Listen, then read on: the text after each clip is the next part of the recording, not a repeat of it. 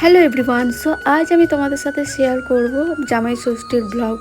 তোমরা হয়তো অনেকেই ভাবছো যে আমি এত লেটে কেন ভিডিওগুলো আপলোড করি। আসলে বাড়িতে বাচ্চা থাকার কারণে একটু প্রবলেম হয় ভয়েস দিতে, তো সেই কারণে। আর জামাই ষষ্ঠীর ব্লগ কিন্তু শর্ট ব্লগ আমি আমার চ্যানেলে আমার পোস্ট করা আছে, তোমরা হয়তো অলরেডি দেখেছো বা অনেকে দেখোনি।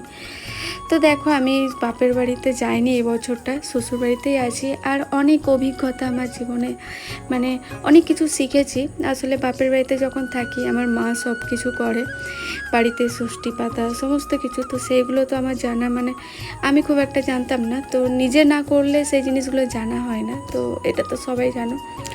আর বাড়িতে আমি নিজেই ষষ্ঠী, মানে ষষ্ঠী পেতেছি, স্বস্তিক চিহ্ন এঁকেছি, নিজেই সমস্ত কিছু করেছি। আর আমাদের যেহেতু ঠাকুর ঘর আলাদাভাবে নেই, তো এখানেই আমাকে করতে হয়েছে, রুমের মধ্যেই আমার ঠাকুর রয়েছে। তো দেখো, এদিকে যেহেতু কালো দেওয়ালের মাঝে সাদা সাদা মানে স্পট পড়ে আছে, তোমরা হয়তো ভাবছো আসলে আমাদের বাড়িতে নদী, মানে নদী আছে পাশে।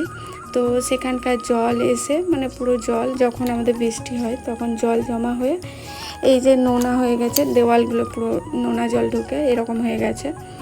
তো এদিকে দেখতে পাচ্ছ আমার কিন্তু পুজো করা পুরো কমপ্লিট। এবার আমি মেয়েদের প্রসাদ দেব। ভিডিওটা আর বড় করছি না, এখানেই শেষ করছি। ভালো লাগলে অবশ্যই লাইক, কমেন্ট, শেয়ার আর সাবস্ক্রাইব করে দিও। আবার দেখাবে নেক্সট কোনো ব্লগে।